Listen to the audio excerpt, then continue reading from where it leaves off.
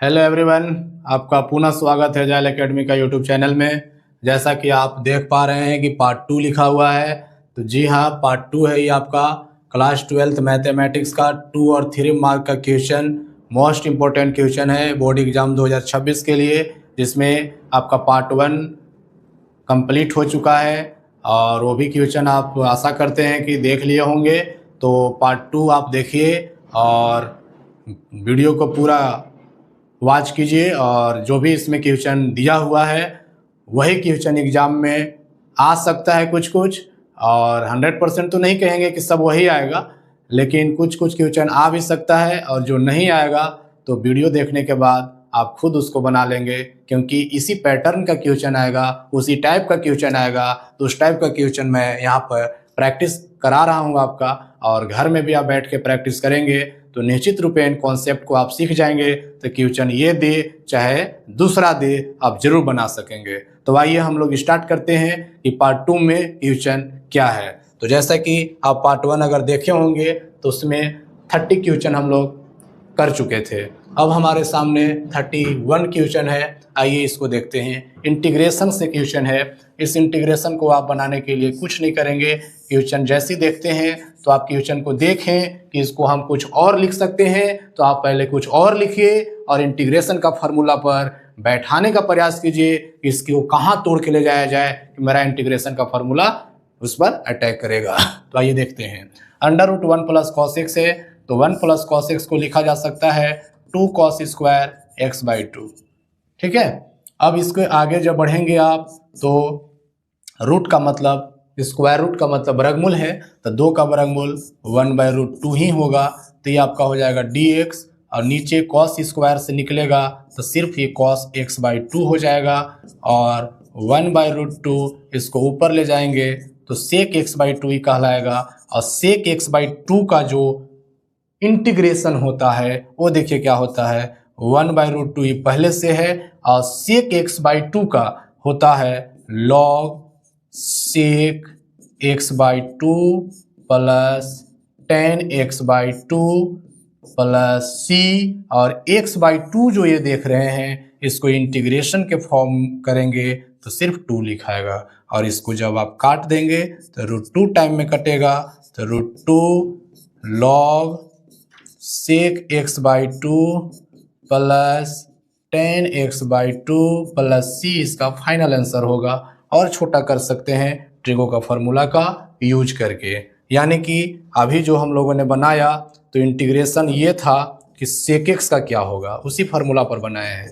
तो sec x का integration होता है log sec x plus tan x। उसी फार्मूला के तहत हम लोग इसको ब्रेक फार्मूला पर अटैक करके लिखे हुए हैं। चलिए नेक्स्ट क्वेश्चन आपके बीच में देखिएगा। इस क्वेश्चन को देखिए, ये क्वेश्चन है आपका I = integration 3x² x⁻6 + 1 dx। जब ऐसा क्वेश्चन आए तो आपको तो पहले से बता रखे हैं कि देखिए कि कुछ पुट करने पर किसी का डेरिवेटिव है, तो ज़रूर आप यहाँ देख पा रहे हैं कि ये जो x⁻6 है इसको आप ऐसे लिख सकते हैं। देखिए तो x³ 2 + 1, देखिए, और x³ को जैसे पुट करेंगे तो डिफ्रेंसिएशन करना होता है तो 3x² आ जाएगा, यानी कि पुट x³ = t, तो 3x² dx = dt। तो ये आपका I = हो जाएगा, देखेंगे 3x² dx को लिखना है आपको dt, और x³ को माने हैं t, तो t² + 1, और इसका इंटीग्रेशन होता है tan 1 t + c, और t के जगह क्या लिख देंगे, tan 1 t के जगह आप लोगों ने x³ पुट किया प्लस c, ये आपका आंसर। इसमें जो फार्मूला लगे हैं x³ 1 + x², जिसका फार्मूला होता है tan 1 x + c। इसी फार्मूला का यूज करके हम लोग इसका रिजल्ट लिखे हैं। ठीक है। चलिए नेक्स्ट क्वेश्चन आपके बीच में सेम टू सेम क्वेश्चन है। I = sec² x बटा 1 + tan x है। इस क्वेश्चन को भी जब आप देखेंगे तो देखने से आपको यही पता चलेगा कि 1 + tan x को पुट करेंगे, 1 का डेरिवेटिव 0 और tan x का sec² x, यानी कि यहाँ पर भी वही काम करना है। 1 + tan x = t, तो 1 + tan x बराबर आपका t है ना।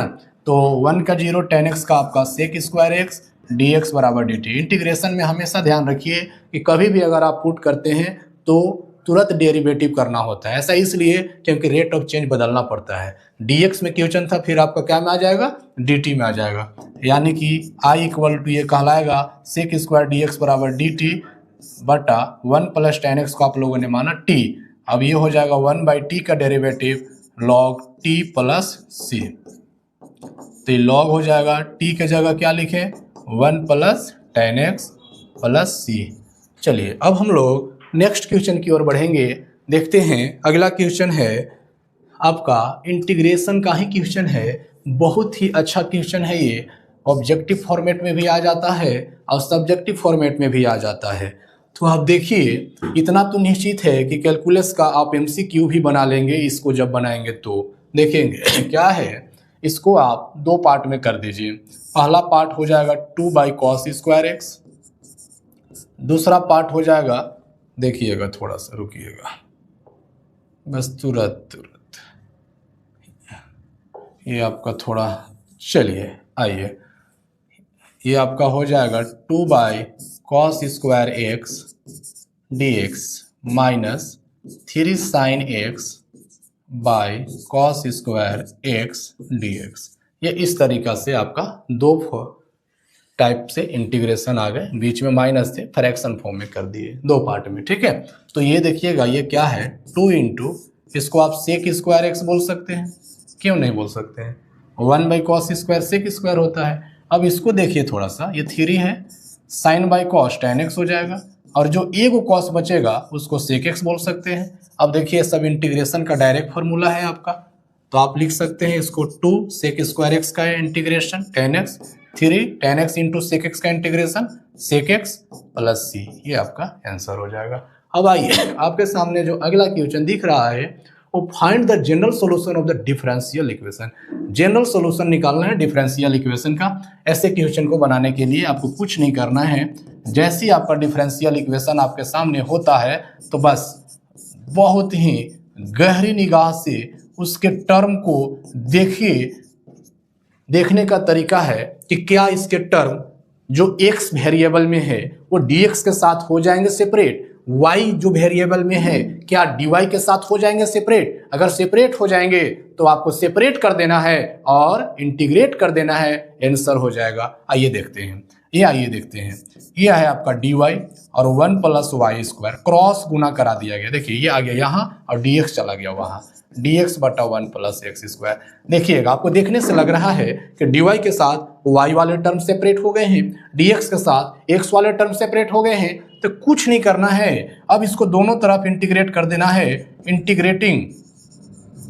इंटीग्रेटिंग बोथ साइड्स, दोनों तरफ आप इसको इंटीग्रेशन कर दीजिए। तो ये इंटीग्रेशन का साइन जैसी लगाएंगे तो dy बटा 1 प्लस वाई स्क्वायर, ये हो जाएगा dx बटा 1 प्लस एक्स स्क्वायर। यानी कि ये जो फार्मूला है tan इनवर्स y का डायरेक्ट फार्मूला है, ये भी इंटीग्रेशन का डायरेक्ट फार्मूला है tan इनवर्स x का प्लस c, ये ही आपका इसका सॉल्यूशन हो गया।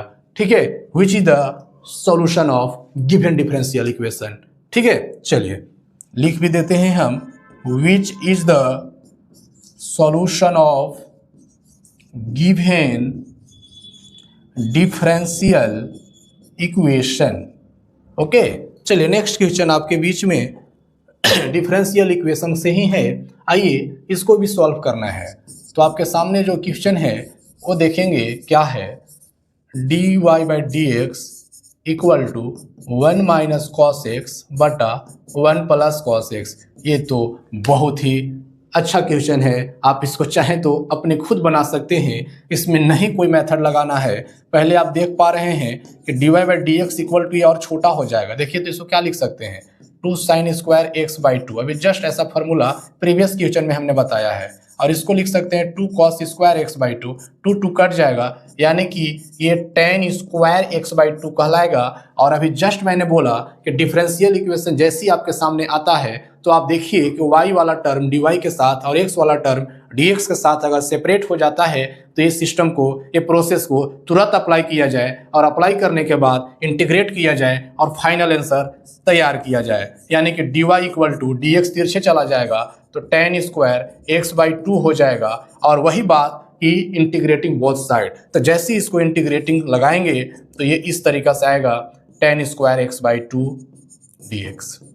अब देखिएगा dy का इंटीग्रेशन तो y हो गया। अब यहाँ पर देखिएगा tan स्क्वायर का आप नहीं जानते हैं तो आप इसको sec स्क्वायर x/2 - 1 ऐसा आप लिख सकते हैं, क्योंकि tan स्क्वायर का डायरेक्ट इंटीग्रेशन में फॉर्मूला नहीं है तो sec स्क्वायर का फॉर्मूला होता है और tan स्क्वायर का संबंध sec स्क्वायर से है तो आप sec स्क्वायर के फॉर्म में इसको लिख दिए। यानी कि ये फार्मूला के अनुसार इंटीग्रेशन जब इस पर लगेगा तो sec स्क्वायर का tan x/2 हो जाएगा, sec स्क्वायर x/2 का, और x/2 को यहाँ पर 2 लिखना होगा, इंटीग्रेशन करेंगे तो, और 1 है तो dx का इंटीग्रेशन x हो जाएगा plus c, which is the required solution of differential equation. ठीक है, तो आइए डिफरेंशियल इक्वेशन का प्रैक्टिस जारी है। अगला क्वेश्चन देखिए डिफरेंशियल इक्वेशन का ही है। dy/dx इक्वल टू आपके समक्ष है 1 + x² इंटू 1 + y²। आइए इसको भी वेरिएबल सेपरेबल का मेथड का प्रयोग कीजिए। क्या dx के साथ x वाला टर्म सेपरेट होगा, y के साथ dy सेपरेट होगा, देखते हैं। ये देखिए गुना में है तो गुना भागा में आ जाएगा, तो 1 + y² को उठा के dy के पास लाएंगे तो ये आपका भागा के फॉर्मेट में आके बैठ जाएगा, और ये 1 + x² के पास ये dx यहाँ डिवाइड फॉर्म में है तो यहाँ मल्टीपल फॉर्म में जाके बैठ जाएगा। चाहे जैसे भी बैठेगा, dy के साथ y और dx के साथ x सेपरेट हो गया। जैसे ही सेपरेट हो गया तो इंटीग्रेट कर दीजिए दोनों तरफ, यानी कि dy/1 + y² equal to integration 1 + x² dx। अब इंटीग्रेशन देखिए ये किसका है, किसका है, tan इनवर्स y का है। चलिए ये किसका है, 1 dx का होता है x और x² का होता है x³/3 + c, which is the required solution of differential equation. Okay, चलिए आगे बढ़ते हैं। डिफरेंशियल इक्वेशन का सॉल्यूशन जारी है। अगला डिफरेंशियल इक्वेशन का ही सॉल्यूशन है। देखिए फिर से आपके सामने एक क्वेश्चन है डिफरेंशियल इक्वेशन का। We have dy/dx equal to √4 - y²। क्या आप इसको सेपरेट करने के लिए dy के नीचे ले आएंगे, इसको 4 - y² हो जाएगा इक्वल टू यहाँ पर सिर्फ और सिर्फ dx हो जाएगा। जब दोनों तरफ इंटीग्रेशन का साइन लगाएंगे तो ये ऐसे होगा और यहाँ पर इंटीग्रेशन होगा। अब देखिए इंटीग्रेशन में क्या होती है, ये देखिए इसको जब इंटीग्रेशन करेंगे तो dy, इसको बोल सकते हैं 2 का स्क्वायर, इसको बोल सकते हैं y का स्क्वायर। ठीक है, और ये देखिए इंटीग्रेशन है dx का। थोड़ा सा एक फार्मूला पर आप कमांड कीजिए कि कहीं भी dx बटा √a² - x² होता है तो इसका जो फार्मूला होता है साइन इनवर्स x/a + c होता है। तो इसी फार्मूला के तहत आप इसको जब सेटअप करेंगे तो ये हो जाएगा साइन इनवर्स y/2 और ये क्या है x + c। यही आपका इसका आंसर हो जाएगा, which is the required solution of given differential equation. आपके सामने अगला भी डिफरेंशियल इक्वेशन है, find the general solution of the differential equation. इस क्वेश्चन को अगर आप देखना चालू करते हैं, देखिएगा इसका सॉल्यूशन गिवन क्या है आपके पास, dy/dx इक्वल टू y/x बराबर x² है। सॉरी यहाँ पे प्लस है, ध्यान देंगे। ये देखिए ये है आपका क्वेश्चन जो मैंने लिखा है, dy/dx + y/x equal to x²। अभी जितना भी डिफरेंशियल इक्वेशन का सॉल्यूशन आपको मैंने बताया वो सब वेरिएबल सेपरेबल का था, उसके टर्म सेपरेट हो जा रहे थे dx और dy के साथ, लेकिन ये जो डिफरेंशियल इक्वेशन है ये आपका सेपरेट नहीं हो पा रहे हैं। ठीक है, तो इसके लिए हम लोग क्या करेंगे, तो जैसे ही इसको हम लोगों ने देखा तो देखा कि it is the form of linear differential equation. ये किसका फॉर्मेट में दिख रहा है, linear differential equation. It is the form of linear differential equation dy/dx + py = q के फॉर्म में दिख रहा है। लीनियर डिफरेंशियल इक्वेशन का यही फॉर्मेट है। अगर इस फॉर्मेट में अगर कोई भी डिफरेंशियल इक्वेशन आता है तो आप उसको बोलेंगे कि लीनियर डिफरेंशियल इक्वेशन के फॉर्मेट में है। अगर इस फॉर्मेट में है तो आप देख पाएंगे कि इससे हम क्या निकाल पाएंगे, p बराबर 1/x है और q बराबर क्या है, एक्स स्क्वायर है। अब हम आपको बात करेंगे कि सर लीनियर डिफरेंशियल इक्वेशन के फॉर्मेट में अगर कोई डिफरेंशियल इक्वेशन है तो उसका सॉल्यूशन कैसे किया जाएगा। हम लोगों ने अभी बनाया पिछला सवाल, तो वेरिएबल सेपरेबल का मेथड में जैसे वेरिएबल सेपरेट हो जाता था तो आपने बताया कि इंटीग्रेट कर देना है। बिल्कुल सही, आपको इंटीग्रेट करना ही है। लेकिन यहाँ पर सर हमको क्या करना है, तो आइए याद रखिएगा, कभी भी कोई सवाल, कोई भी डिफरेंशियल इक्वेशन अगर लीनियर डिफरेंशियल इक्वेशन के अगर आपका फॉर्मेट में आ जाता है तो आपको ये याद रखना है। देखिएगा कैसे कैसे सॉल्यूशन उसका लिखा जाता है। देखिएगा, the required solution of differential equation is given bye. हम पहले डायरेक्ट इसका सॉल्यूशन की बात करते हैं। जब कोई भी डिफरेंशियल इक्वेशन इस फॉर्मेट में होगा तो उसका सॉल्यूशन होगा y into I F equal to integration q into I F d x plus c, यही इसका आंसर होगा। तो ये आंसर प्राप्त करने के लिए आपको आई एफ की आवश्यकता पड़ेगी। आइए पहले हम आपको आई एफ निकालना सिखा दें। आई एफ को बोलते हैं इंटीग्रेटिंग फैक्टर, और इंटीग्रेटिंग फैक्टर निकालने का फॉर्मूला ये होता है e के पावर इंटीग्रेशन p dx, यानी e के पावर 1/x का इंटीग्रेशन कर लीजिए। तो e के पावर 1/x का log x होगा और e के पावर log x को हम x बोलते हैं, है ना। अब आइए सॉल्यूशन के पास, तो सॉल्यूशन में y गुने आई एफ की जगह x लिखा जाएगा, q की जगह है आपका एक्स स्क्वायर और आई एफ की जगह x लिखा जाएगा dx plus c। Final answer हो जाएगा y x इक्वल टू, यह देखिए x क्यू है तो इसका इंटीग्रेशन x के पावर 4/4 प्लस c, यही आपका इसका आंसर हो जाएगा, which is the required solution of differential equation. अगर आप इसमें चेंज करना चाहें तो x से डिवाइड करेंगे तो x क्यू हो जाएगा, बटा में c के बटा में x लग जाएगा, नहीं तो ये भी आपका एक सॉल्यूशन है। नहीं तो इसी को आप चाहें तो लिख सकते हैं y बराबर x के पावर 3/4 प्लस c बटा में x, ये भी आपका इसी का आंसर है।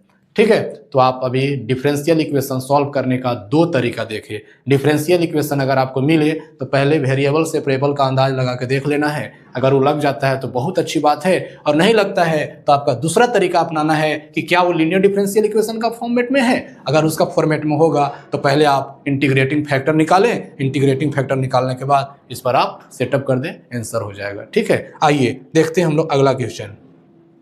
अगला क्वेश्चन आपके सामने वेक्टर अलजेब्रा से है। देखेंगे क्वेश्चन क्या है और क्या डिमांड है क्वेश्चन का। क्वेश्चन कहता है कि वेक्टर OA इक्वल टू इतना है और OB इक्वल टू इतना है, तो वेक्टर AB का मॉडुलस बताओ और वेक्टर AB बताओ। आइए समझते हैं। कुछ नहीं करना है, वेक्टर AB निकालना है। तो वेक्टर AB का मतलब ही होता है कि पोजीशन वेक्टर ऑफ B घटाओ पोजीशन वेक्टर ऑफ A। तो पोजीशन वेक्टर B को ही वेक्टर OB बोला जाता है, वो एक ओरिजिन हो गया। अब यहाँ पर आपका वेक्टर AB हो जाएगा, आप तुरंत घटा दीजिए, यहीं से घटा दीजिए या फिर लिख के घटा दीजिए, बात एक ही होता है। आप घटा देते हैं, देखिएगा B में से A घटाना है तो I में से 2I घटेगा तो माइनस I हो जाएगा।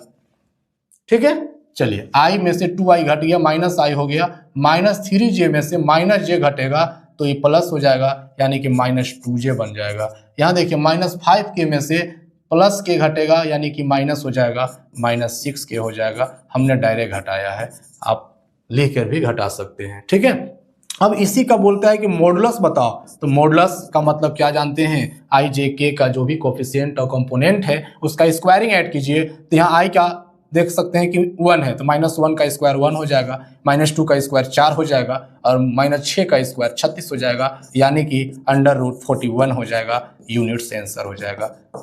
समझ के होंगे।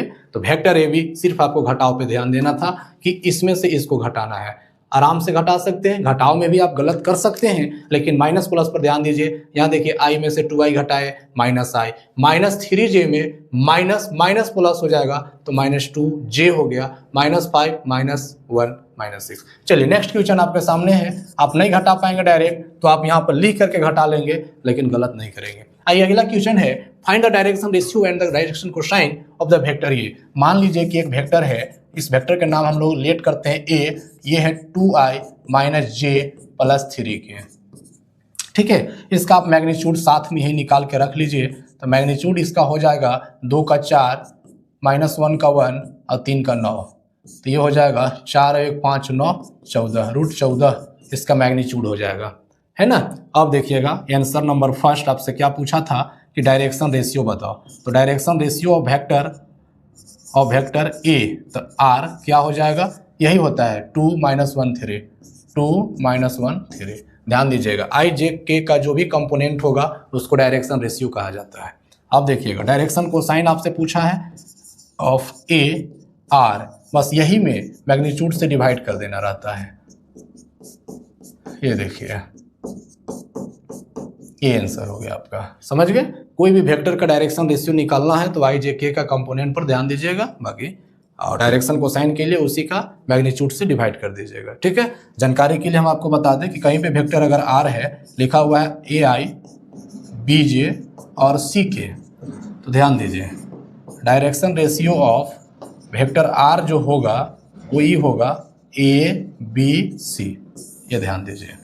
और डायरेक्शन कोसाइन अगर आपसे पूछता है और वेक्टर आर तो ए बटा इसी का आर का मैग्नीट्यूड निकाल लीजिएगा और इसी में डिवाइड करा दीजिएगा, ये आपका हो गया। चलिए नेक्स्ट चलिए आपके सामने क्वेश्चन है, if vector a equal to 2i + 3j + 4k, vector b equal to 2i - j + k, then find a dot b. A dot b निकालना है स्केलर प्रोडक्ट। देखिएगा ए डॉट बी बहुत ही आसान क्वेश्चन है।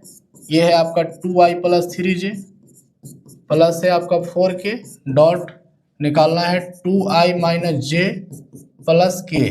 देखिएगा dot product i.i1 j.j1 k.k1 बाकी another किसी के साथ 0, यानी कि आप डायरेक्ट गुना करिए, 2 दूनी की 4 +3 और -1 -3 +4 और +1 4 गुना करा दिए। देखिए i वाला को y के साथ, j वाला को j के साथ और k वाला को k के साथ, बाकी किसी के साथ हम गुना कराएंगे तो क्या हो जाएगा, 0 हो जाएगा। और y.i 1 होता है तो 2i और 2i तो 2 दूनी 4 हो जाएगा, 3i और -j है 3j है तो -3, 4k और k है तो 4 4 4 8 में 3 घटेगा 5 आंसर हो जाएगा। चलिए नेक्स्ट क्वेश्चन आपके बीच में बहुत खतरनाक बहुत इंपॉर्टेंट क्वेश्चन है कॉम्पिटिटिव एग्जाम के व्यू से। कहता है कि find the magnitude of two vectors A and be having the same magnitude. जैसा कि आपके सामने क्वेश्चन कह रहा है उसके अनुसार हम कह सकते हैं कि वेक्टर ए का मैग्नीट्यूड और वेक्टर बी का मैग्नीट्यूड दोनों इक्वल है। देखिए क्या कहता है, find the magnitude of two vectors vector A and be having the same magnitude and such that the angle between them 60 degree.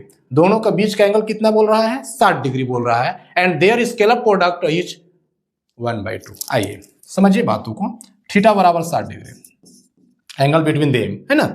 Now आप दोनों का जो डॉट प्रोडक्ट अगर लिखते हैं तो ऐसे ही लिखते होंगे भाई, ए का मैग्नीट्यूड बी का मैग्नीट्यूड कॉस थीटा, क्या राइट, ऐसे लिखते हैं। तो आप बताइए कि दोनों का स्केलर प्रोडक्ट 1/2 दिया हुआ है और ये दोनों जो है सेम मैग्नीट्यूड में है, यानी कि आप लिख सकते हैं कि ए का मैग्नीट्यूड और बी का मैग्नीट्यूड एक ही है, तो आप ये भी तो लिख सकते हैं बी के मैग्नीट्यूड इक्वल टू ए का मैग्नीट्यूड, दोनों एक हो गया।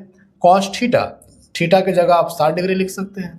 चलिए यानी कि 1/2 इक्वल टू मैग्नीट्यूड ए का स्क्वायर हो जाएगा, दोनों सेम है तो कॉस 60 डिग्री का वैल्यू 1/2 होता है। ये 1/2 दोनों तरफ से क्या हो जाएगा, कट मार देगा। अब यहाँ देखिए आपके सामने ए का मैग्नीट्यूड का स्क्वायर बराबर 1 बचेगा, दोनों तरफ से कट गया तो, और फाइनल ए का मैग्नीट्यूड जो होगा वो उनका 1 हो जाएगा। स्क्वायर है, इधर जाके वर्गमूल निकालिएगा तो 1 हो जाएगा। ठीक है, नेक्स्ट क्वेश्चन, बहुत अच्छा क्वेश्चन था ये। अगला क्वेश्चन आपके बीच में, फाइंड ए क्रॉस बी का मैग्नीट्यूड निकालना है, magnitude of a cross b, और ए और बी आपके सामने है। देखिए ए क्रॉस बी जब भी निकाला जाता है तो डिटर्मिनेंट मेथड से निकाला जाता है, इसको सीख लीजिए। देखिए ए का जो भी है वेक्टर का आई जे के का जो कंपोनेंट है उसको इस तरीके से आप सेट कर दीजिए डिटर्मिनेंट के फॉर्म में, 1 - 1 और 1। जैसे कि देखिए ए क्रॉस बी था तो वेक्टर ए का लिख दिए और फिर वेक्टर बी का लिख दिए।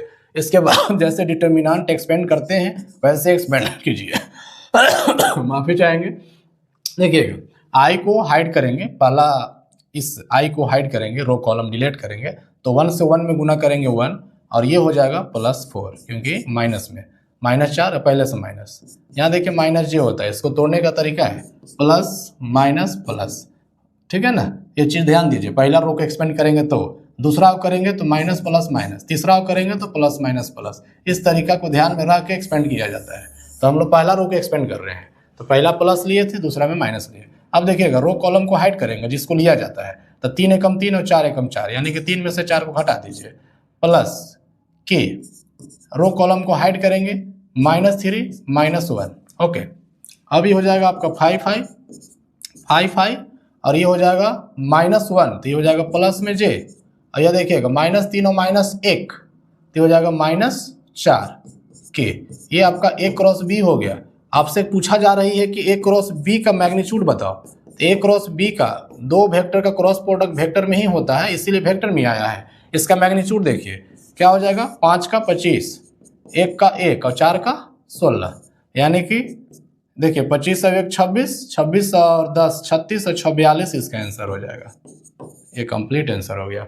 चलिए आइए नेक्स्ट क्वेश्चन है, if a line makes angles 90 degree 135 degree 45 degree with x y and z axis respectively find its direction cosine. आपके पास देखिए एक लाइन का एक्स एक्सिस के साथ एंगल यानी कि अल्फा बराबर दिया हुआ है 90 डिग्री, और वाई एक्सिस के साथ एंगल यानी कि बीटा बराबर मान के चलिए कि आपको दिया हुआ है 135 डिग्री, और जेड एक्सिस के साथ यानी कि गामा बराबर आपको दिया है 45 डिग्री, ऐसी हमने मान लिया।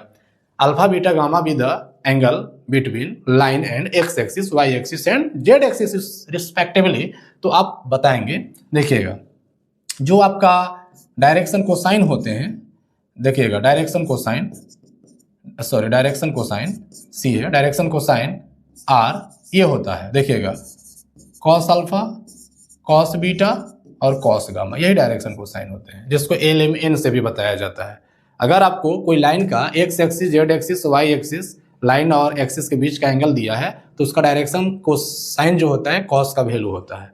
तो cos alpha cos beta cos gamma, that is आप इसको चाहें तो कह सकते हैं कॉस 90 डिग्री होगा, कॉस 135 डिग्री होगा और कॉस 45 डिग्री होगा, यही इसका डायरेक्शन कोसाइन होगा।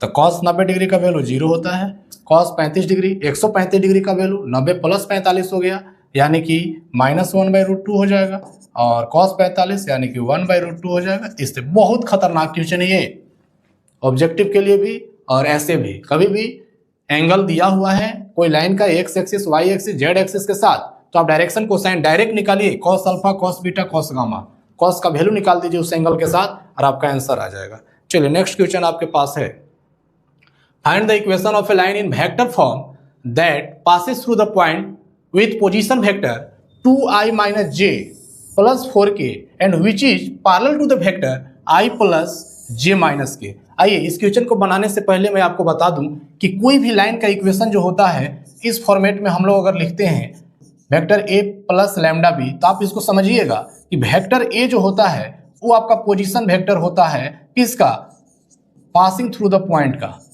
किसका, पासिंग थ्रू द पॉइंट का। और जो वेक्टर बी होता है वो आपका वेक्टर होता है डायरेक्शन वेक्टर। कौन सा वेक्टर होता है, डायरेक्शन वेक्टर कहिए या पैरेलल वेक्टर भी कह सकते हैं, एक ही बात हो गई।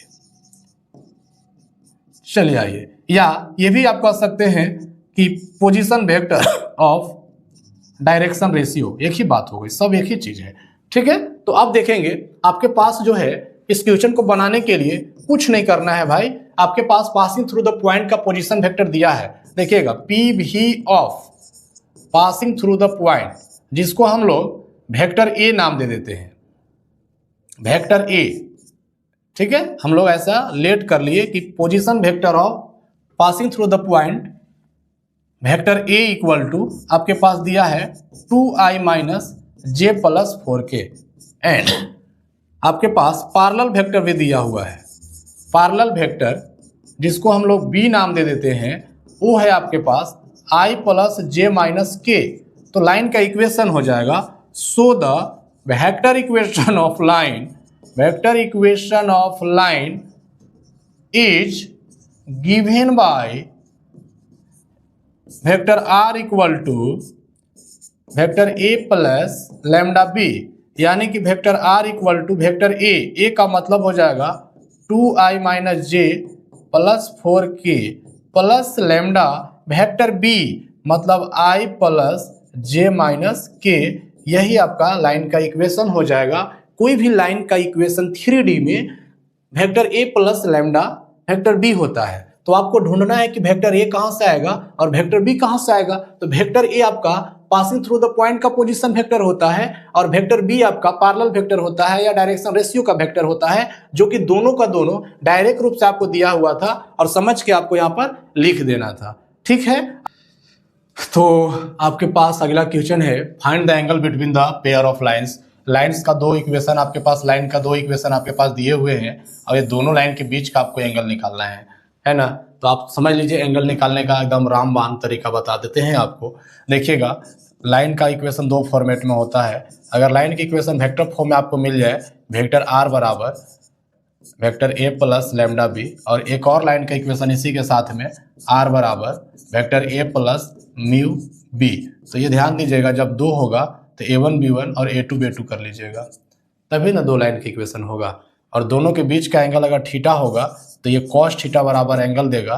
a1 और a2 से आपको कोई मतलब नहीं है क्योंकि आपको ये passing through the point vector है, तो आपको डायरेक्शन वेक्टर से एंगल प्राप्त होती है, यानी कि b1 डॉट b2 और बटा में b1 का मैग्नीट्यूड और b2 का मैग्नीट्यूड। ये फार्मूला लगाइएगा तो वेक्टर फॉर्म में लाइन का इक्वेशन होगा तो आप बना सकते हैं। ठीक है, इस सवाल को भी आप इससे बना लेंगे क्योंकि b1 b2 यही तो है। देखिए 2 5 -5 वाला b1 हो जाएगा वेक्टर, -1 8 4 वाला वेक्टर क्या हो जाएगा, b2 हो जाएगा। तो आप ऐसे भी बना सकते हैं। और अगर आपको डायरेक्ट फार्मूला चाहिए तो मैं डायरेक्ट फार्मूला आपको दे देता हूँ। ये देखिए कार्टेशियन फॉर्म में, अगर लाइन का इक्वेशन कार्टेशियन फॉर्म में आपके पास हो, x माइनस x1 बटा में a1, y माइनस y1 बटा में b1 और z माइनस z1 बटा में c1, एंड एक और लाइन हो इसके साथ x माइनस, मान लीजिए कि x2 है ये, और a2 और y माइनस y2 है, ये हो गया b2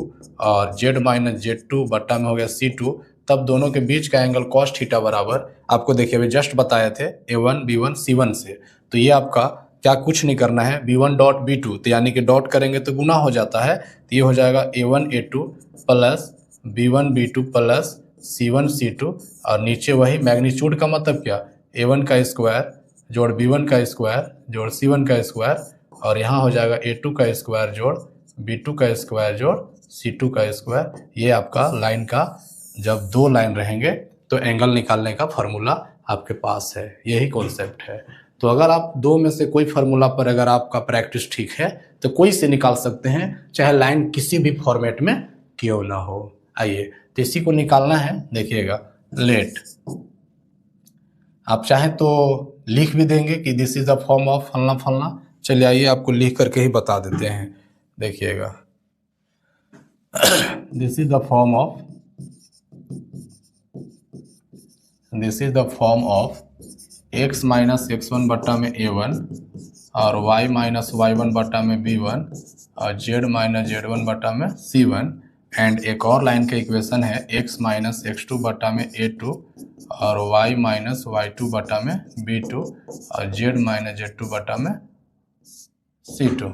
तो हेयर यहाँ से आप पता करेंगे तो a1 बराबर आपको 2 मिल जाएगा और b1 बराबर 5 मिल जाएगा और c1 बराबर -5 है और a2 बराबर -1 है और b2 बराबर 8 है और c2 बराबर 4 है।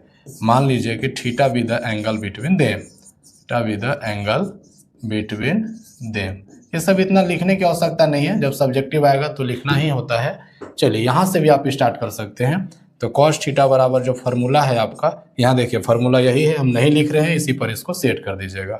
a1 a2, तो ये आपका 2 गुना -1 -2 हो जाएगा, 8 पचे 40 हो जाएगा और 5 चौका -20 हो जाएगा, बटा ये देखिए फार्मूला सामने है, a1 square b1 square c1 square जोड़ देना है। तो ये आपका देखिएगा 2 का स्क्वायर हो जाएगा 4, 5 का 25 और 5 का 25। अगला वाला का करेंगे, 1 का स्क्वायर 1, 8 का 64 और 4 का 16। इसी को कैलकुलेट कीजिए। देखिए 40 में 20 घटेगा 20 और 20 में 2 घटेगा, हो जाएगा ऊपर 18 और नीचे देखिए क्या हो जा रहा है, 25 और 25 50 और 4 हो जाएगा ये 54, है ना। इसके बाद देखिए अगला क्या हो जाएगा, 64 और 16 क्या होता है आपका 80 और 1 हो जाएगा ये 81। तो 81 का वर्गमूल आपको पता है कि 9 होता है, तो ये 18 बटा में 9√54 हो जाएगा आपका। चलिए तो ये आपका हो जाएगा 9 दूनी 18, यानी कि 2/√54। 54 को भी अगर आप चाहें तो वर्गमूल निकाल सकते हैं। 54 का वर्गमूल आपका कितना हो जाएगा, निकालिए। देखिए 54 का वर्गमूल आपका हो जाएगा 9 छक 54 होता है ना, तो 3√2 हो जाता है इसका, ठीक है। यानी कि हो जाएगा cos थीटा इक्वल टू 2/√54। तो √54 को आप क्या लिख सकते हैं, 3√2 लिख सकते हैं। 9 छक 54 3√2 लिख सकते हैं, और ये √2 से आप इसको चाहें तो काट दीजिएगा, तो √2 बार में कट जाएगा, यानी कि थीटा बराबर हो जाएगा cos इनवर्स आपका √2/3 आंसर हो जाएगा आपका, ठीक है। तो ये आपका कैलकुलेशन है, आप अच्छा से कैलकुलेशन कर लीजिएगा। यहाँ तक आपको जानने की आवश्यकता था कैलकुलेशन, आप तो जोड़ घटाव गुना भाग खुद कर सकते हैं, ठीक है। मेन आपको कॉन्सेप्ट ये समझना था कि लाइन का इक्वेशन इस टाइप में होगा तो कैसे एंगल, इस टाइप में होगा तो कैसे एंगल, और अगर कोई भी एक याद होगा तभी मैंने समझा ही रहा था। चलिए आइए अब आपके सामने हम अगला क्वेश्चन लाते हैं। अगला क्वेश्चन प्रोबेबिलिटी से है, देख पा रहे हैं आपसे पूछा जा रहा है, आपके पास दिया हुआ है PA इक्वल टू 6/11 और PB इक्वल टू दिया हुआ है 5/11। तो P और आपके सामने है PA यूनियन B बराबर, अच्छा ये क्वेश्चन में आपका मिसिंग आ चुका है, क्वेश्चन आपका मिस टाइप हो गई है। PA यूनियन B भी कुछ दिया रहेगा तो आपका PA इंटरसेक्शन B निकालना होगा। तो आपको हम फार्मूला भर बता देते हैं, PA intersection B equal to निकालना है तो PA प्लस PB करिएगा और माइनस PA यूनियन B करिएगा। इससे आपका 4 में से कोई 3 दिए रहेंगे, है ना, और कोई एक निकालना होगा तो आप निकाल पाएंगे। ये ध्यान रखिएगा, यहाँ पर मिसिंग हो गया कि कितना दिया हुआ है। अगर कुछ भी दिया रहेगा आप इस फार्मूला का यूज करेंगे, बनाएंगे। अगला क्वेश्चन है आपके सामने, PA इक्वल टू दिया हुआ है 7/11 और PB इक्वल टू दिया है 9/11 और PA intersection B equal to दिया है 4/11। तो पहला सवाल पूछता है कि PA/B क्या होगा, कंडीशनल प्रोबेबिलिटी है ये, PA इंटरसेक्शन B बटा में PB, यही आपका फार्मूला है। PA/B निकालना होगा तो PA इंटरसेक्शन B बटा में PB हो जाएगा। तो आप यहाँ पर बैठा दीजिए, PA इंटरसेक्शन B क्या है 4/11 और PB कितना है आपका, PB है आपका 9/11, 11 कट जाएगा, 4/9 आपका क्या हो जाएगा आंसर। दूसरा क्वेश्चन है इसी में कि PB/A कैसे निकलेगा, तो सेम फार्मूला का प्रयोग करना है। PA इंटरसेक्शन B ही ऊपर होता है, सिर्फ नीचे वाला चेंज होगा, PA आएगा सिर्फ, ठीक है ना। देखिए PA/B है तो PB नीचे हुआ, PB/A है तो PA नीचे हुआ, बाकी ऊपर वही रहता है PA intersection B। PA intersection B आपका कितना था 4/11 और PA है आपका 7/11, तो 11 कट जाएगा, 4/7 आपका आंसर आ जाएगा, ठीक है। ये आपका कंडीशनल प्रोबेबिलिटी का है फार्मूला, ये ध्यान रखिए, इससे क्वेश्चन गारंटी आएगा। ऑब्जेक्टिव में भी आ सकता है, सब्जेक्टिव में भी आ सकता है। आइए अगला क्वेश्चन आपके बीच में है, given 2 independent events A and B such that PA बराबर इतना एंड PB बराबर इतना, फाइंड PA एंड B। आइए इस क्वेश्चन को हम लोग देखते हैं। आपके पास गिवन है PA इक्वल टू 0.3 और PB इक्वल टू 0.6। तो आपसे पूछा जाता है कि P एंड B क्या होगा। P एंड B का मतलब PA इंटरसेक्शन B होता है और PA इंटरसेक्शन B का फार्मूला एक और होता है और एक और होता है। तो यहाँ पर देखिए इवेंट्स इंडिपेंडेंट हैं, तो इंडिपेंडेंट इवेंट्स के लिए फार्मूला PA इंटू PB आपका हो जाएगा। जब A और B इंडिपेंडेंट इवेंट्स होते हैं तो फार्मूला PA गुना PB होगा और ये हो जाएगा 0.3 इंटू 0.6, यानी कि 0.18 आंसर इसका हो जाएगा, ये ध्यान रखिएगा।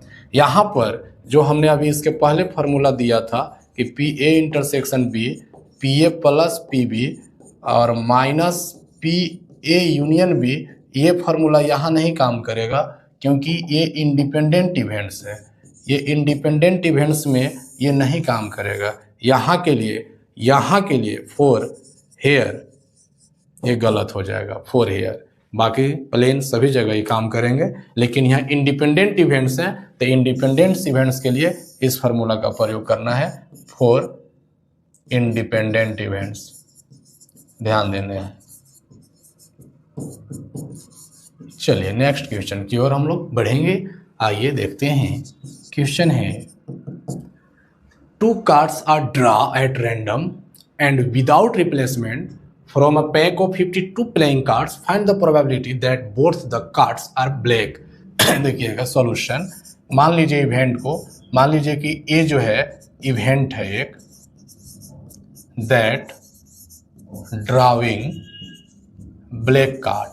किसकी बात करना है? Black card. तो ब्लैक कार्ड कब है? In first draw. पहला जब हम लोग ड्रा कर रहे हैं तो ब्लैक कार्ड ड्रा हो रहा है इन फर्स्ट, ठीक है। और बी इवेंट हम लोग मान रहे हैं, इवेंट दैट ड्राविंग ब्लैक की ही बात है, ब्लैक कार्ड इन सेकेंड। यही आपसे पूछा गया है। देखिएगा, आपसे पूछा गया है कि दोनों जो कार्ड निकले हैं वो दोनों ब्लैक हैं, यानी कि आपको निकालने हैं इसके लिए पी ए इंटरसेक्शन बी, तभी तो बोथ होगा। तो आइए इसके लिए हम लोग बात करेंगे सच दैट क्या क्या यहाँ पर हो पाएगा उसके बारे में चर्चा कीजिए। पी ए इक्वल टू, तो देखिए पहला ड्रा जब हम लोग कर रहे होंगे तो हमारे पास 52 कार्ड होंगे। कितने कार्ड होंगे? 52। और 52 कार्ड होंगे जिसमें से ब्लैक कार्ड कितने होते हैं? ब्लैक कार्ड 13 को होता है। कितना होता है? ब्लैक कार्ड 13 नहीं 26 को होता है। कितना होता है? 26 को होता है। कैसे? क्योंकि चिड़िया भी ब्लैक होती है और एक काला पान होता है वो भी ब्लैक होता है, मिस मत कीजिएगा। चलिए, तो यानी कि 26/52 हो जाएगा, तो ये 1/2 हो जाएगा। ठीक है। अब आगे थोड़ा सा देखेंगे कि अगर हम लोग को निकालना हो पी बी निकालना हो तो सेकेंड कार्ड की बात होगी। तो पी बी जब आप नहीं निकालिए, यहाँ पर पी बी बाई ए निकाल सकते हैं। पी बी बाई ए क्यों निकालेंगे? क्योंकि आपको जो डिमांड है वो क्या डिमांड होगी? ए इंटरसेक्शन बी की डिमांड होगी। इसकी प्रोबेबिलिटी निकालना है कि दोनों कार्ड ब्लैक होगा। तो ए इवेंट भी ब्लैक है फर्स्ट ड्रा में, बी इवेंट भी ब्लैक है सेकेंड ड्रा में। तो दोनों का दोनों क्या होनी चाहिए? ब्लैक होनी चाहिए, बोथ। तो इंटरसेक्शन होना चाहिए, दोनों होने का मतलब। तो इंटरसेक्शन होने के लिए आपके पास थोड़ा सा ध्यान दीजिएगा, पी बी बाई ए आपका निकल पाएगा। तो आपका उस कंडीशन से थोड़ा ध्यान दीजिएगा। पी बी बाई ए का फॉर्मूला होता है पी ए इंटरसेक्शन बी बटा में पी ए होता है। तो आपका इस क्वेश्चन में लैंग्वेज वाला क्वेश्चन में परेशानी कुछ नहीं हो रही है। आपको पी ए इंटरसेक्शन बी निकालना है। कब? जब आपके पास पी ए है और पी बी बाई ए भी है। तो कहिएगा कि सर कैसे है P B by A? P B का मतलब ये है, बी का मतलब ब्लैक आने की प्रोबेबिलिटी। किसके कंडीशन में? ए का कंडीशन में। तो ए का कंडीशन ये है कि पहली बार में एक ब्लैक ड्रा हो चुका था, यानी कि आपके पास टोटल कार्ड 51 बचे हैं और ब्लैक निकालना ही है, तो 26 ब्लैक में से 25 बचे हैं, यानी कि 25/51। यानी कि आंसर में आइए required probability equal to P A intersection B equal to cross गुना करा दीजिएगा, आ जाएगा फॉर्मूला एक P B by A into P A. तो पी बी बाई ए जो है आपका, ये है आपका 25/51 और ये है आपका 1/2। तो आंसर हो जाएगा 25/102। ये आंसर हो जाएगा। ठीक है। चलिए नेक्स्ट क्वेश्चन की ओर अगर हम बढ़ें तो अगला क्वेश्चन आपके पास है कंटिन्यूटी से। कहाँ से क्वेश्चन है आपके पास? कंटिन्यूटी से, जो 3 मार्क में हमेशा आता रहता है, एक क्वेश्चन गारंटी आएगा। आइए हम लोग कंटिन्यूटी का क्वेश्चन को देखते हैं। सॉल्यूशन देखिएगा, क्वेश्चन है discuss the continuity of the following function at point x बराबर 0। एक जो फंक्शन दिया है इसको x बराबर 0 पर कंटिन्यूटी का डिस्कस करना है। आइए समझते हैं पहले। अगर एट x बराबर ये अगर कंटिन्यूटी डिस्कस करना है कोई फंक्शन में, तो आपको सबसे पहले फंक्शन में उस पॉइंट का वैल्यू निकालना है और लिमिट एग्जिस्ट करा के देखना है। तो लिमिट एग्जिस्ट का मतलब होता है कि दो लिमिट आपको निकालने होंगे, उससे एक प्लस और एक माइनस। देखिए ये तीन फाइंड आउट करने होंगे। अब तीन का मतलब यही होता है कि जिस पॉइंट पर आपको कंटिन्यूटी चेक करना है तो उस पर आपका फंक्शन का वैल्यू डिफाइंड आना चाहिए। अगर डिफाइंड नहीं हो रहा है तो डिसकंटिन्यूअस हो गया। दूसरी बात, लिमिट एग्जिस्ट करना चाहिए। तो लिमिट एग्जिस्ट इसको बोला जाता है। ये जो दो आप देख रहे हैं ये दोनों अगर इक्वल होंगे तो हम लोग बोलेंगे कि लिमिट एग्जिस्ट कर रहा है। अगर ये दोनों इक्वल आ जाएंगे तो आप बोलेंगे कि लिमिट एग्जिस्ट कर रहा है। अगर ये दोनों इक्वल हो जाएं तब आपका लिमिट एग्जिस्ट करेगा, लिमिट एग्जिस्ट कहलाएगा। अगर दोनों इक्वल नहीं हुआ तो लिमिट डज नॉट एग्जिस्ट हो जाएगा। तो लिमिट डज नॉट एग्जिस्ट होगा तब भी हम लोग फंक्शन को बोलेंगे डिसकंटिन्यूअस। अगर फंक्शन में वैल्यू पॉइंट पर फाइंड हो गई, लिमिट भी एग्जिस्ट कर गई और इक्वल नहीं हुई, तब वो फंक्शन डिसकंटिन्यूअस होगा। यानी कि कंटिन्यूअस कब होगा? जब वैल्यू फाइंड भी होगा, लिमिट एग्जिस्ट भी करेगा और सब इक्वल भी होगा, तब फंक्शन कंटिन्यूअस होगा उस पॉइंट पर। यानी कि आइए इस फंक्शन को 0 पर चेक करना है तो सबसे पहले आपको उसका वैल्यू निकालना है 0 पर। यानी कि 0 पर चेक करना है तो f0 चाहिए। अब आइए कि इसमें दो फंक्शन दिख रहे हैं, fx बराबर एक sin x बाई एक्स और एक fx बराबर x प्लस 1। तो आइए किस में रखा जाए? तो आप देख रहे हैं कि ये जो है ये 0 से छोटा के लिए फंक्शन डिफाइंड है और ये 0 से बड़ा भी हो x और बराबर भी हो तो दोनों के लिए डिफाइंड है। तो बराबर है, ये x बराबर 0 रखना है, यानी कि इसमें रखाएगा 0 प्लस 1 1 आ गया। लिमिट अब निकाल के देखेंगे। आइए लिमिट को निकालेंगे। Now limit x tends to 0 plus निकालना है। 0 प्लस का मतलब होता है कि थोड़ा सा स्मॉल इंक्रीमेंट करके, तो लिमिट h टेंड्स टू 0 और फंक्शन में 0 प्लस h कर देंगे, स्मॉल इंक्रीमेंट कर देंगे और लिमिट निकाल देंगे। तो limit h tends to 0, 0 plus का मतलब 0 से जो बड़ा होगा, x 0 से जहाँ बड़ा होगा तो यहाँ पर बड़ा है, यानी कि यहाँ पर लिमिट रखा जाएगा। तो यहाँ पर x के जगह 0 प्लस h रखिए पहले, प्लस 1 और लिमिट को हल कर दीजिएगा तो आपको 1 मिलेगा। अगला लिमिट निकालेंगे। Again limit x tends to 0 minus fx, इसको लिखने का तरीका है limit h tends to 0 f0 minus h।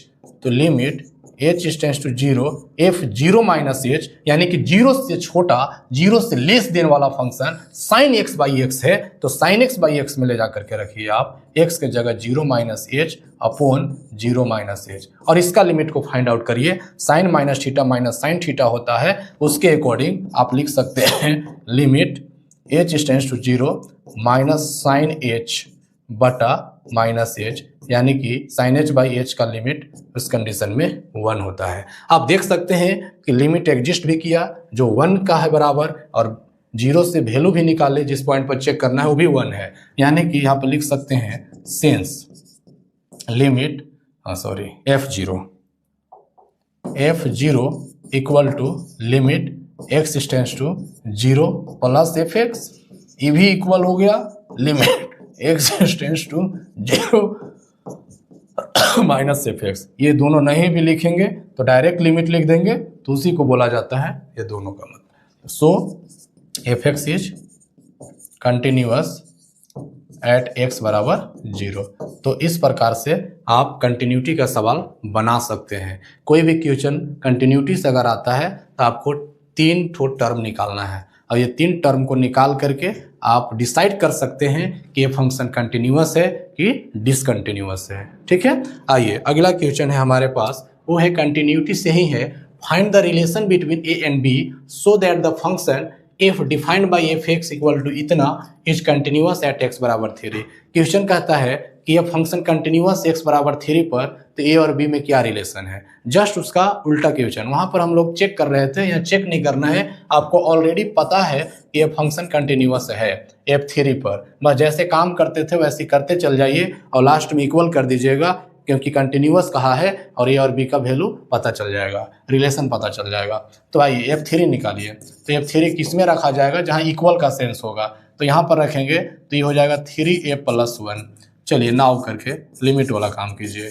Limit x tends to 3 plus fx, इसको लिखेंगे limit h tends to 0 f3 plus h। तो 3 से ग्रेटर देन वाला फंक्शन आप ढूंढिए कहाँ है। तो 3 से ग्रेटर देन वाला फंक्शन यहाँ पर है, bx + 3 है। तो b इंटू एक्स के जगह 3 प्लस h प्लस 3, और इसी का लिमिट जब रखेंगे h के जगह 0, तो ये हो जाएगा 3b + 3। एक और लिमिट इसमें हम लोग निकालेंगे, limit x tends to 3 minus fx।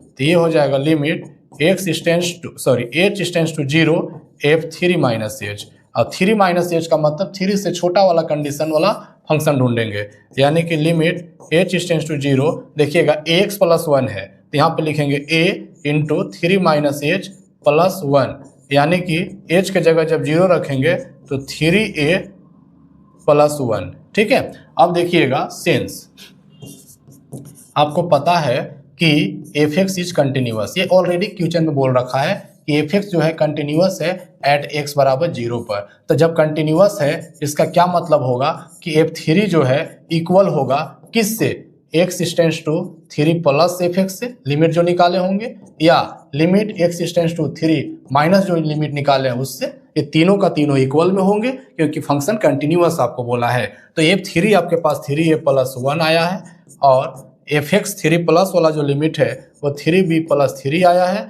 और ये भी आपका 3a + 1 आया है। तो अब यहाँ से आप दोनों को इक्वेट कर लीजिए और आप यहाँ से रिलेशन को प्राप्त कर लीजिए। अब देखिए रिलेशन क्या होगा, 3a - 3b बराबर 3 - 1 हो जाएगा। 3 इसमें से कॉमन ले लीजिए, a - b बराबर 2 हो जाएगा, यानी कि a - b = 2/3। This is the relation between a and b। यही था आपका लिमिट का। दो टाइप से क्वेश्चन पूछी जाती है, एक कि आप कंटिन्यूटी चेक करके बताइए, और एक आपको कहता है कि कंटिन्यूअस है तो आपको कुछ इसमें अननोन डाल देगा और उसका रिलेशन पूछ लेगा या उसका वैल्यू पूछ लेगा। हाँ, ये नेक्स्ट क्वेश्चन है आपके बीच में, find the value of k so that the function fx is continuous at x बराबर 5। एक फंक्शन है जो कंटिन्यूअस है 5 पर, x बराबर 5 पॉइंट पे कंटिन्यूअस है, तो इसमें k का वैल्यू क्या होगा। तभी जैसे कि हम लोग प्रीवियस क्वेश्चन में देखे हैं कि कोई भी फंक्शन का कंटिन्यूटी अगर आपको चेक करते हैं तो उस पॉइंट का वैल्यू उसमें डिफाइंड होनी चाहिए और लिमिट एग्जिस्ट करनी चाहिए। तो सेम टू सेम प्रोसेस काम कीजिए। 5 पे कंटिन्यूअस है तो आप सबसे पहला काम कीजिए कि f5 को निकाल लीजिए। तो f5 अगर आपको निकालना है तो f5 माने x = 5, तो इक्वल वाला सेंस ये फंक्शन दे रहा है, तो आप इसको निकालेंगे तो हो जाएगा 5k + 1। इसके बाद इसमें लिमिट का काम करेंगे, तो limit x tends to 5 plus fx, जिसको हम लोग ऐसे लिखेंगे, limit h tends to 0 f5 plus h, ऐसे लिखेंगे। ठीक है, और लिमिट निकालेंगे तो limit h tends to 0 5 plus h का मतलब 5 से ग्रेटर, तो 5 से ग्रेटर x जो है कि इस फंक्शन में है, तो इसको ले जाकर के इसमें रख के लिमिट निकालेंगे। तो ये आपका 3x है, तो x के जगह पर 5 प्लस h माइनस 5, ये देखिए ऐसे होगा। लिमिट हल करेंगे तो h आपका यहाँ जाएगा तो 0, 5 या 15 में 5 घटेगा तो क्या हो जाएगा 10। अब चाहें तो पहले से पता है कि फंक्शन कंटिन्यूअस है तो आखिर इक्वल ही होगा, तो यहाँ से भी k का मान आप निकाल लेंगे। लेकिन चलिए कोई बात नहीं, एक और निकाल लीजिए क्या देता है। Limit x tends to 5 minus fx, अगर आपको जल्दबाजी में बनाना हो, ऑब्जेक्टिव क्वेश्चन के तैयारी में है, तो अगला निकालने की कोई आवश्यकता नहीं है आपको। Limit h tends to 0 f5 minus h, ये आपका हो जाएगा limit h tends to 0 5 minus h आपका, यानी कि 5 से छोटा लेस देन, तो ये फंक्शन है, यानी k x के जगह 5 माइनस h प्लस 1, ये आपका हो जाएगा h के जगह 0, तो ये होगा आपका 5k और प्लस 1। अब आपको पता है कि फंक्शन कंटिन्यूअस है, since F X is continuous at x बराबर 5। जब कंटिन्यूअस है फंक्शन, इसका मतलब है कि ये तीनों का तीनों इक्वल है। नहीं दिख रहा है ये आपको नहीं सोचना है, क्योंकि आपको प्रूफ थोड़ी करना है। ये कहा हुआ है कि कंटिन्यूअस है, मतलब कि तीनों इक्वल होंगे, यानी कि 5k प्लस 1 बराबर 10। तो आप यहाँ से 5k बराबर 10 में एक कम कर दीजिए और k का वैल्यू हो जाएगा 9/5। ये आंसर हो जाएगा। यानी कि कंटिन्यूटी में क्वेश्चन जो है दो ही टाइप का होता है। एक आपको कंटिन्यूटी चेक करना है, तो ये तीनों निकाल के देखना है कि इक्वल आना चाहिए, और एक है कि कंटिन्यूअस कह दिया है तो है चाहे नहीं, इक्वल समझ के काम करना है, अननोन वैल्यू आपका निकल जाएगा। चलिए आपके सामने एक और क्वेश्चन है। इसमें बोलता है कि प्रूफ कीजिए कि एफ एक्स है डिसकंटिन्यूअस x बराबर 0 पे। कोई बात नहीं है, आइए देखिए f0 निकालिए। अब फंक्शन कह रहा है कि x बराबर 0 पर एफ एक्स क्या है, 0 है। अगला काम लिमिट का करना है। Limit x tends to 0 plus f x, तो ये हो जाएगा limit h tends to 0 f0 plus h। तो 0 प्लस h कहिए चाहे 0 माइनस h कहिए, ये x नॉट इक्वल टू 0 का मतलब होता है ग्रेटर और लेस दोनों है, 0 नहीं है। तो आप वहाँ पर ले जाके रखेंगे 0 प्लस h, तो साइन 1/0 प्लस h हो जाएगा, जिसको हम लोग बोलेंगे limit h tends to 0 sine 1/h, जिसमें h बराबर 0 दीजिएगा तो 1/0 नॉट डिफाइंड होता है। यानी आप कह सकते हैं कि लिमिट डज नॉट एग्जिस्ट इसमें है, limit does not exist. Limit does not exist हुआ क्योंकि लिमिट फाइंड नहीं हो पाया है ना। तो आप लिख देंगे so F X is discontinuous at x बराबर 0।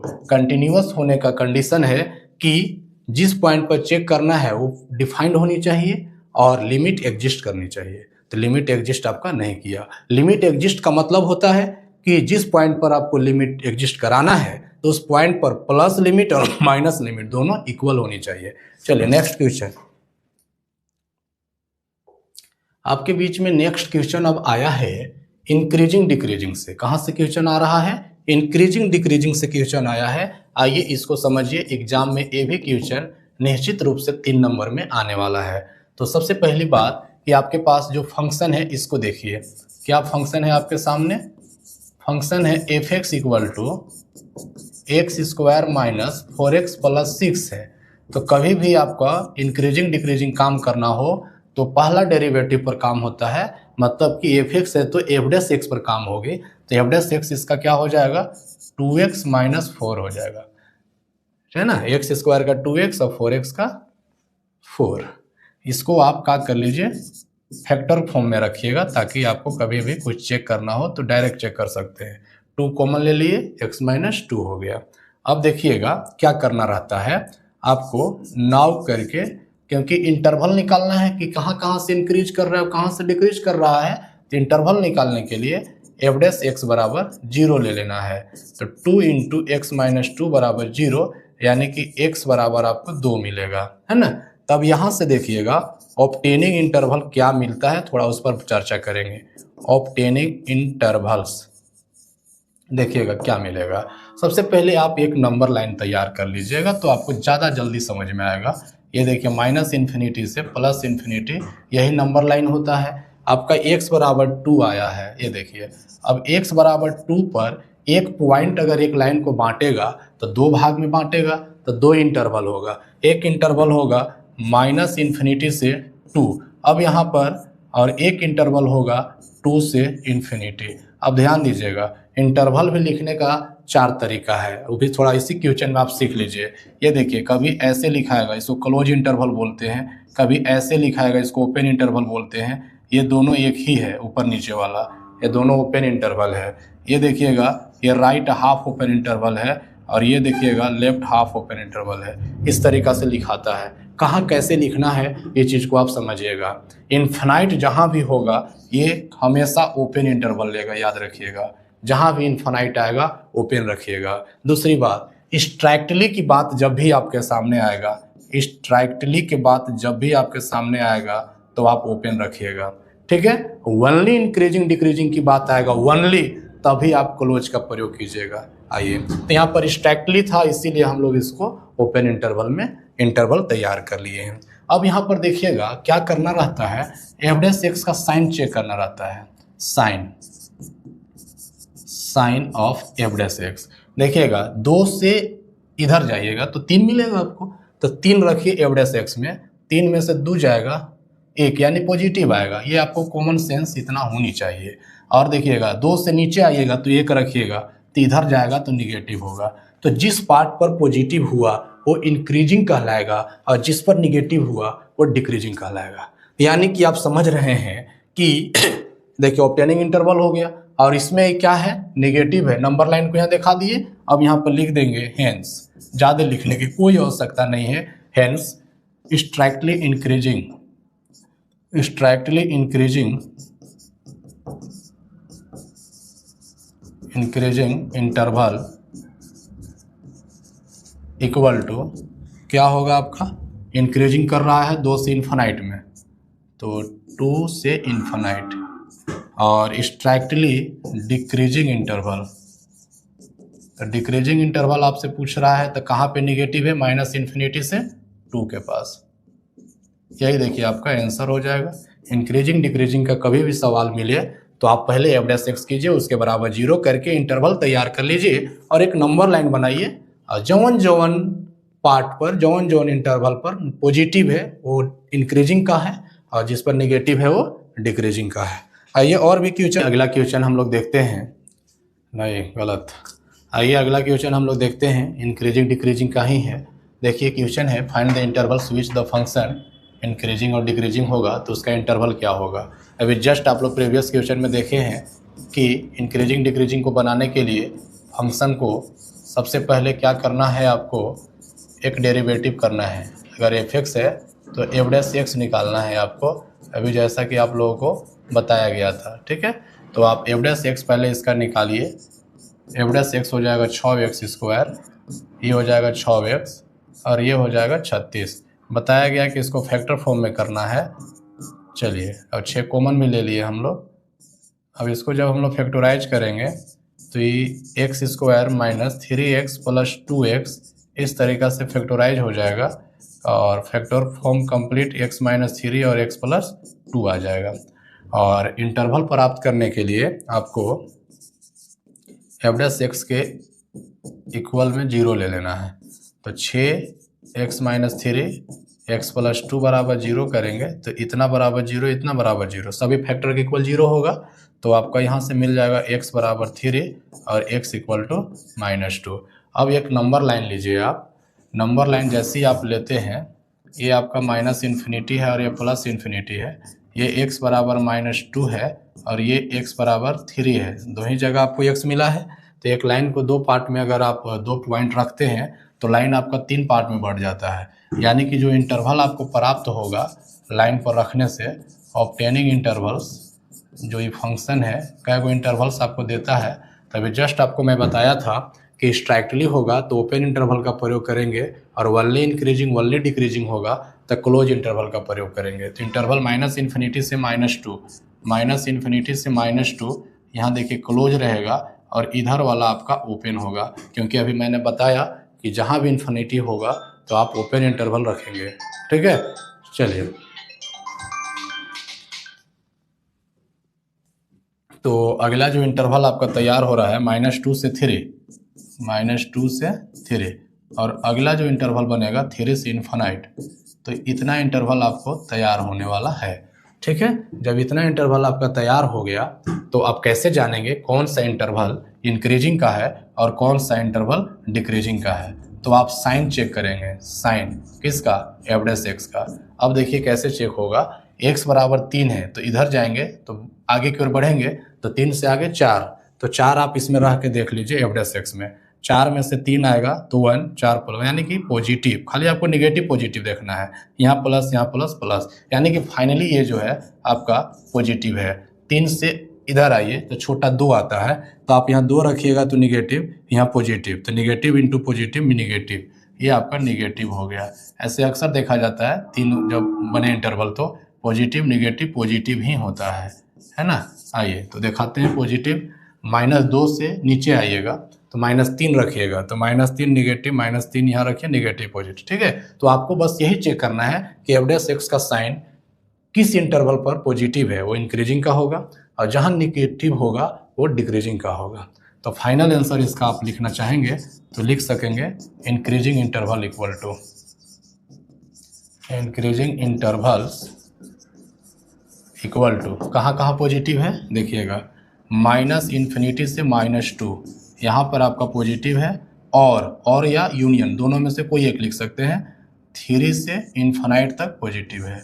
ये देखिए, ये आपका इंक्रीजिंग इंटरवल आ गया, और डिक्रीजिंग इंटरवल जो आपका होगा जहाँ पे आपका निगेटिव हुआ है f' का साइन वही होगा। तो f' का साइन निगेटिव हुआ है -2 से 3 में, -2 और 3, ये आपका डिक्रीजिंग इंटरवल हो जाएगा, और ऊपर वाला इंक्रीजिंग इंटरवल होगा। तो इस तरह से जो है कि और भी क्वेश्चन का आप प्रैक्टिस कर लीजिएगा तो क्वेश्चन आपसे नहीं छूटेगी। ठीक है, तो आइए हम लोग अगला क्वेश्चन देखते हैं। ये है इंटीग्रेशन का क्वेश्चन, और ऐसा भी क्वेश्चन एग्जाम में हमेशा आते रहता है। तो आइए देखते हैं ऐसा क्वेश्चन को कैसे बनाया जाएगा। ये देखिए, late i equal to x+3 है बटा x² - 2x - 5 dx है। तो ऐसा क्वेश्चन को आपको बनाने के लिए ज़्यादा कुछ नहीं करना है। ऐसा क्वेश्चन देखिए, नीचे वाला पुट करने पर ऊपरे आ जाता तो बहुत आसान होता है। ठीक है, और नहीं तो एक तरीका है, ऊपरे लीनियर और नीचे क्वाड्रेटिक हो। कभी भी integration of the form L/Q का अगर होता है, जैसे L for linear, Q for quadratic, तो ऐसे इंटीग्रेशन को बनाने के लिए आपको लेट करना पड़ता है L बराबर a d/dx Q का मतलब क्वाड्रेटिक का प्लस b, और यहाँ से कुछ नहीं करना है। After that find the value of a and b। a और b का वैल्यू जैसी फाइंड होगा और रखिएगा ना, तो इंटीग्रेशन बहुत आसानी से आपका आ जाएगा। ठीक है, और नहीं तो आप डायरेक्ट भी इसको सोच करके 2 भागों में ब्रेक कर सकते हैं। जैसे कैसे है ये देखिए, 2 भाग में ब्रेक किया हुआ है ना, तो आप चाहेंगे तो इसको भी डायरेक्ट 2 भागों में क्या कर सकते हैं, ब्रेक कर सकते हैं। वो कैसे ब्रेक कर सकते हैं आइए हम आपको दिखाते हैं। इसके अकॉर्डिंग आप सोचिएगा तो d/dx होना चाहिए, माने डिफ्रेंसिएशन होना चाहिए q का। आइए थोड़ा सा मेरे साथ दिमाग लगाइए, तो इस चीज़ को आपको करने की आवश्यकता नहीं पड़ेगी। इसका डिफ्रेंसिएशन क्या होगा, 2x - 2 होगा। कोई बात नहीं, आप यहाँ लिख दीजिए ना 2x - 2, ठीक है ना। अब देखिएगा, तो आपको तो वहाँ पर x चाहिए था, तो यहाँ पर 1/2 भी लिख दीजिए आप। ठीक है, अब आप थोड़ा सोचिएगा तो आप क्या लिख दिए हैं। देखिएगा 2 और 2 कट जाएगा तो x, ठीक है, यहाँ -1 लिख दिए हैं। अब होना कितना चाहिए था, 3, तो आप -1 लिख दिए हैं। तो ऐसा करिए, यहाँ -1 लिख दिए हैं, एगो 1 यहाँ पर दे दीजिए, आपका ऑलरेडी हो जाएगा बटा x² - 2x - 5। और नहीं तो आप इस तरीका से बनाइएगा तो ऐसे ही बनेगा, यही आएगा। a का वैल्यू 1/2 और b का वैल्यू 4 आ जाएगा, अब कुछ नहीं आएगा। चलिए आइए, तो आप कॉमन सेंस लगाएंगे कि निचला वाला का डेरिवेटिव लिख दीजिए और सेटअप करिए कि x+3 का आना चाहिए, तो 2 और 2 कट जाएगा, यहाँ से 2 कटेगा तो x - 1 था, तो यहाँ पर 4 कर दिए, x+3 हो गया। जो यहाँ पर एक्स्ट्रा था माइनस में, तो यहाँ प्लस कर दिए, प्लस में होता तो माइनस में कर देते। अब इसी को 2 पार्ट में आप कर दीजिए। देखिएगा 1/2 2x - 2 बटा x² - 2x - 5, ये आपका एक पार्ट हो गया, प्लस 4 बटा x² - 2x - 5 dx, ये 2 पार्ट में इंटीग्रेशन आ गया। और इसका पहला पार्ट का इंटीग्रेशन जब आप इसको t मानेंगे तो ऊपर वाला डेरिवेटिव में आ जाएगा। तो पहला पार्ट आप डायरेक्ट लिख सकते हैं 1/2 log x² - 2x - 5। ठीक है, समझ गए होंगे। x² - 2x - 5 बराबर जब t लेंगे तो 2x - 2 इसका डेरिवेटिव आ जाएगा, तो 1/t यानी कि log समथिंग। अब इसको बनाने का जो तरीका है आप लोग बहुत पहले से जानते हैं, इसको ज़बरदस्ती सेट किया जाता है। देखिए a² माइनस, यहाँ देखिए माइनस है, 2ab की जगह अपने से सोचना है क्या लिखा जाए। तो अपने से सोचिएगा तो 1 लिखना होगा, तब है नहीं 2x कहलाएगा। तो +1 का स्क्वायर, ये आपका कंप्लीट। अब यहाँ से देखिए क्या हो गया, 1 का स्क्वायर लिखना था नहीं, आप अपने लिखे हैं सेटल करने के लिए, तो आप 1 का स्क्वायर का कीजिए, घटा दीजिए, और पहले से -5 था। ठीक है, चलिए ये आपका हो गया 1/2 log x स्क्वायर -2x -5। और अगला जो पार्ट है आपका ये 4 है पहले से, आप इसको चाहे तो लिख सकते क्या है, x -1 का ये क्या है, होल स्क्वायर है। और ये देखिए तो 1 स्क्वायर और -5 -6 हो गया, यानी कि इसको लिख सकते हैं √6 का स्क्वायर, लिख सकते हैं। अब देखिए ये वाला पार्ट तो हम लोग सिर्फ और सिर्फ उतारते चल रहे हैं, 1/2 log x स्क्वायर -2x -5। और ये आपका फार्मूला पर अब आ गया, कौन सा फार्मूला आ गया, देखिए dx बटा x स्क्वायर -a स्क्वायर वाला फार्मूला आ गया। तो dx बटा x स्क्वायर -a स्क्वायर का जो फार्मूला है 1/2a log x -a बटा x + a + c होता है। तो उस पर आप सेट कर दीजिए 4 × 1/2a, तो a के जगह आपका √6 हो जाएगा, और log इसी को लिख देना है x - 1 -√6 x - 1 + √6 + c, यही आपका क्या हो जाएगा, आंसर हो जाएगा। आप यहाँ काट दीजिएगा, 2 दूनी की 4 हो जाएगा, और एक लाइन और उतार दीजिएगा तो आंसर हो जाएगा। इससे बनाइएगा तो थोड़ा सा आपको समय लगेगा, क्योंकि a और b चाहिए, और हम इसको क्या किए हैं, से डायरेक्ट इसको हम लोग तोड़ दिए हैं। ठीक है, चलिए नेक्स्ट क्वेश्चन आइए हम लोग देखते हैं। चलिए सेम प्रोसेस का सवाल एक और आ गया, सिर्फ l/, वहाँ पर q था, यहाँ पर l/रूट में q है। तो इसको भी अगर आपको बनाना हो तो इसके लिए भी आपको वही काम करना है, l को आपको लिखना है a × d/dx³ प्लस b, और a और b का वैल्यू निकालना है। लेकिन ये सब बिना किए हम इस इंटीग्रेशन को बनाने का आपको तरीका बता रहे हैं। देखिएगा x + 2 है, नीचे √x² प्लस 2x + 3 है, यही ना है। देखिए इसको हम लोग कैसे दो भागों में तोड़ देते हैं। इसका डेरिवेटिव देखिए 2x + 2 होना चाहिए बटा x² + 2x + 3, इसका ये √ है, कोई बात नहीं है। चलिए आइए, तो इसका डेरिवेटिव 2x + 2 हम लोग लिख दिए, तो यहाँ पर तो x + 2 होना चाहिए, तो यहाँ पर हम लोग 1/2 दे दिए ना। तो यहाँ पर 2 और 2 कट गया तो x बच गया, और यहाँ पर 1 बच गया। होना कितना चाहिए था, 2 होना चाहिए था, तो यहाँ से 1 मिल रहा है, 1 जोड़ दीजिए, हो जाएगा। इसको दो पार्ट में लिख दीजिए, 1/2 2x + 2 बटा √x² प्लस 2x + 3 dx, और अगला पार्ट इसका हो जाएगा 1/√x² प्लस 2x + 3, है ना, dx। अब पहला पार्ट का डेरिवेटिव, एंटी डेरिवेटिव आप आसानी से लिख सकते हैं। बोलिए कैसे, देखिएगा इसका ये डेरिवेटिव है, तो जैसे ही इसको t पुट कीजिएगा तो ये खत्म हो जाएगा, तो 1/√t dt बच जाएगा। तो 1/2√t है, देखिए 1/2√t, तो 1/2√t किसका डेरिवेटिव होता है, √t का। तो आप यहाँ √t लिख सकते हैं, यानी कि √t का मतलब x² प्लस 2x + 3। अब इसको बनाने का तो वही तरीका है ना, आप इसको सेट कीजिए जबरदस्ती। देखिएगा x² plus 2ab plus b के जगह 1 का स्क्वायर, सब रूट में है ये। आगे को आप सेट कीजिएगा, देखिएगा 1 का स्क्वायर आप अपने से डाल दिए थे सेटअप करने के लिए, तो आप घटा दीजिए, और पहले से 3 ऑलरेडी वहाँ पर उपस्थित है। ये वाला टर्म आपको सिर्फ लिखते चलना है, क्योंकि पहला टर्म का एंटी डेरिवेटिव बहुत आसानी से हो जाता है।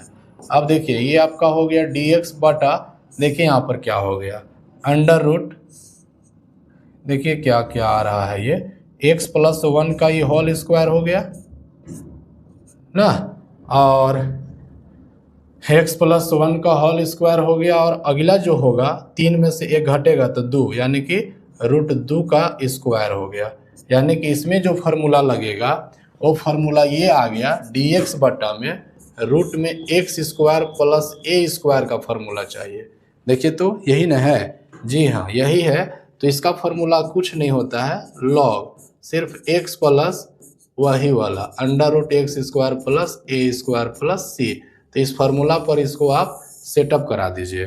देखिए तो उसको ऐसे उतार ले चलना है आपको, under root x square plus 2x plus 3 plus, देखिएगा फार्मूला के अकॉर्डिंग dx बटा x square plus a square है, तो फार्मूला होता है लॉग x, तो x के जगह है मेरा x प्लस 1, ठीक है, plus x square plus a square. तो x square plus a square को तोड़ेंगे तो फाइनल वही पहुंचेगा, एक्स स्क्वायर 2x प्लस 3 ही डायरेक्ट लिख देते हैं हम लोग प्लस सी, यही आंसर हो जाएगा।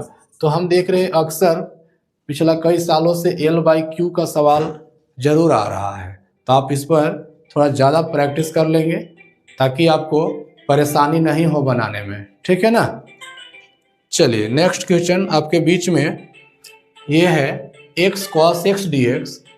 आइए इस क्वेश्चन को बनाना होगा, तो ऐसा क्वेश्चन को कैसे बनाया जाता है वो देखेंगे। I बराबर x cos x dx है, तो इसमें क्या किया जाए, देख सकते हैं कि दो फंक्शन है, एक अलजेब्रिक फंक्शन है, एक ट्रिगोनोमेट्रिक फंक्शन है। तो कभी भी इंटीग्रेशन में अगर दो फंक्शन मल्टीपल में हो तो इंटीग्रेशन बाय पार्ट्स का यूज किया जाता है। देखिए integration by parts, integration by parts देखिए क्या होता है, इसको देखिए क्या होता है, अगर दो फंक्शन है गुणा में u और v, तो कुछ नहीं करना है, पहला फंक्शन आपको गुणा में होगा, दूसरा फंक्शन का इंटीग्रेशन किया जाता है, ठीक है, माइनस d/dx करते हैं पहला फंक्शन का, इंटीग्रेशन फिर से करते हैं दूसरा फंक्शन का, और ओवरऑल इंटीग्रेशन किया जाता है। यही है आपका इंटीग्रेशन बाय पार्ट्स। दो फंक्शन अगर गुणा में है u और v, दोनों फंक्शन x का है, तो यहाँ का मतलब हुआ कि u एंड v दोनों आपका फंक्शन ऑफ x होनी चाहिए, ठीक है। तो फंक्शन ऑफ x अगर ये दोनों हैं तो पहला फंक्शन गुणा में, दूसरा का इंटीग्रेशन करेंगे, माइनस का साइन, इंटीग्रेशन, पहला का डिफरेंशिएशन, फिर दूसरा का इंटीग्रेशन, जो बचेगा फिर से एक बार इंटीग्रेशन आपको करना होगा। अब बात ये आता है कि फर्स्ट और सेकेंड फंक्शन चूज करने के लिए जैसी तैसी नहीं कर सकते हैं, करने का एक तरीका है कि इसको फर्स्ट करें और इसको सेकेंड करें। तो फर्स्ट फंक्शन करने के लिए ये आपको इलेट का प्रयोग करना है। आई का मतलब हो गया आपका inverse trigonometry, inverse T function. L का मतलब हो गया आपका लॉगरिथमिक, ए का मतलब हो गया आपका अलजेब्रिक, टी का मतलब हो गया आपका ट्रिगोनोमेट्री, और ई का मतलब आपका हो गया एक्सपोनेंशियल, ठीक है। ये इस तरीका से अलजेब्रिक है,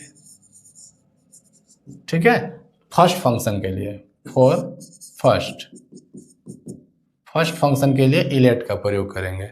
अब इसमें देखिएगा, अब हम लोग ये फर्स्ट फंक्शन लेके चल रहे हैं और ये आपका सेकेंड फंक्शन है। तो ये इंटीग्रेशन बाय पार्ट्स के मेथड से जब इसको हम लोग ब्रेक करेंगे तो देखिए x आपका फर्स्ट फंक्शन बाहर होगा, इंटीग्रेशन cos x का होगा, माइनस डिफरेंशिएशन आपको करना है फर्स्ट फंक्शन का, ठीक है, इनटू इंटीग्रेशन सेकेंड फंक्शन का, और ओवरऑल फिर से इंटीग्रेशन आपको करना है, ठीक है। अब आइए x cos x का होता है integration sin x, minus x का डिफरेंशिएशन हो गया 1 और cos x का इंटीग्रेशन हो गया sin x, एक बार इंटीग्रेशन और करना है, यानी कि x sin x minus sin x का इंटीग्रेशन आपको चाहिए। देखिएगा sin x का, तो sin x का होता है माइनस cos x, तो माइनस जब यहाँ देंगे तो ये हो जाएगा plus cos x plus c। तो इस तरीका से आपको इंटीग्रेशन बाय पार्ट्स मेथड भी हमने यहाँ पर बताया कि इंटीग्रेशन बाय पार्ट्स वहाँ लगाना है जहाँ दो फंक्शन आपके मल्टीपल फॉर्म में हो, तो वहाँ पर फर्स्ट और सेकेंड फंक्शन समझ करके इस तरीका से फार्मूला पे दौड़ा देना है। फर्स्ट आप किसी को नहीं समझ सकते हैं क्योंकि सेकेंड आप किसी को नहीं समझ सकते हैं क्योंकि इंटीग्रेशन डायरेक्ट होगा तभी ना, सेकेंड में इंटीग्रेशन मांगता है। ठीक है, चलिए आइए एक क्वेश्चन और है आपके सामने, log x वाला है। देखिए ये है आपका log x। तो log x का इंटीग्रेशन करना है, तो इसमें आपको log x का आप डिफरेंशिएशन जानते हैं अपने से। एक पहला फंक्शन आपको एक जो है अपने मन से गुना में ले लेना है, वो सेकेंड फंक्शन मान लेना है। log x आपका फर्स्ट फंक्शन होगा, क्योंकि log x का इंटीग्रेशन डायरेक्ट नहीं जानते हैं। log x का डिफरेंशिएशन आप जानते हैं, लेकिन इंटीग्रेशन डायरेक्ट नहीं जानते हैं।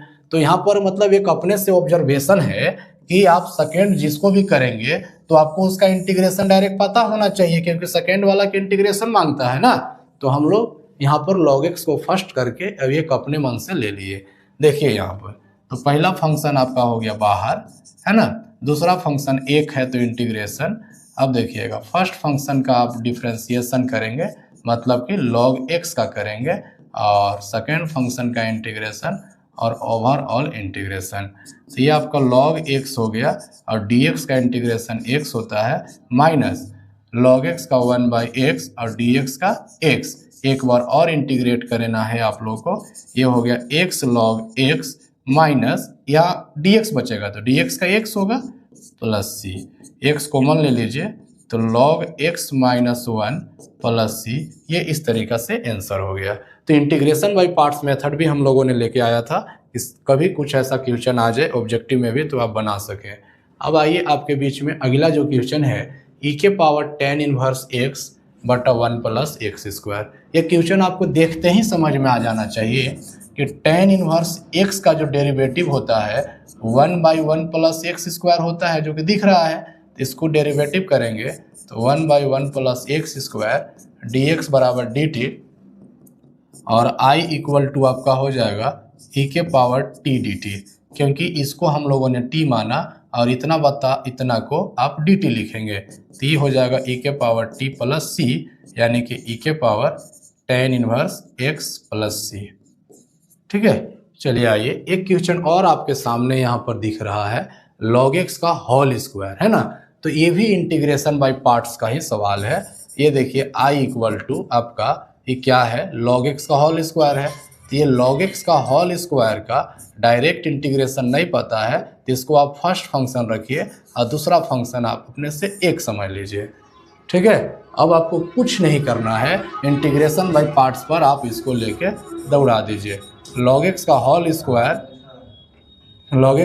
स्क्वायर है, इंटीग्रेशन dx हो जाएगा माइनस फर्स्ट फंक्शन आपका डिफरेंशिएशन मांगता है, तो ये आपका log x का whole square into second function का इंटीग्रेशन ओवरऑल इंटीग्रेशन। तो ये आपका log x का होल स्क्वायर ऐसी रहेगा, और dx का ये हो गया x माइनस, इसका डिफरेंशिएशन की बात करेंगे तो log x का होल स्क्वायर है, तो इसको बोलेंगे 2 log x, बोलेंगे जी बोलेंगे, बटा। अब देखिएगा ये तो स्क्वायर का किए तो 2 log x हुआ, और log x का 1/x और dx का integration x, overall integration x आपका कट जाएगा। तो आप देख पा रहे हैं कि यहाँ आ गया x log x का होल स्क्वायर माइनस यहाँ जो है आपके पास 2 इंटू log x dx बच गया। तो ये जो आपका log x बच गया, इसको फिर से अपने मन से एक लेकर के इंटीग्रेशन बाय पार्ट्स दौड़ाना होगा। तो हम यहाँ पर इंटीग्रेशन बाय पार्ट्स न दौड़ा करके एक हम अभी जस्ट आपके पीछे सवाल बताए हुए हैं, देखिएगा log x का इंटीग्रेशन। देखिए log x का इंटीग्रेशन बताए हुए हैं ना, x log x माइनस 1, वहाँ से कंटिन्यू कर लीजिएगा। तो हम डायरेक्ट लिख देते हैं, देखिएगा x log x माइनस, देखिएगा कॉमन सहित लिखेंगे x into log x minus 1 लिखिए, या फिर ये ऊपर वाला टर्म लिखिएगा, कोई दिक्कत नहीं होगा आपको।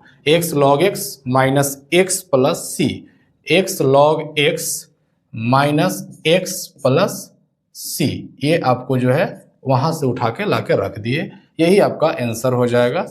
x log x का होल स्क्वायर माइनस, इसमें गुना कर देंगे तो 2x log x हो जाएगा, और ये माइनस इसको गुना करेगा तो प्लस 2x हो जाएगा, और यही आपका आंसर हो जाएगा।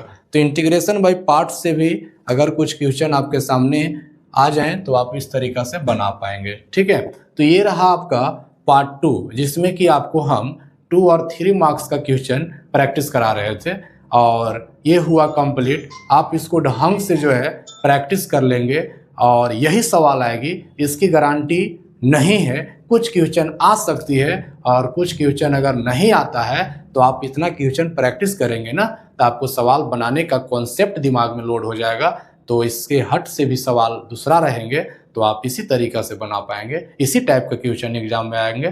तो आज के लिए इतना ही, धन्यवाद। फिर हम लोग मिलते हैं इसका पार्ट 3 में, जो कि उसमें भी कुछ क्वेश्चन अच्छे हैं। आप इस वीडियो को पूरा देखेंगे और अच्छा लगेगा तो लाइक शेयर करेंगे ताकि आपके दोस्त लोग भी अच्छे से तैयारी कर सकें। धन्यवाद।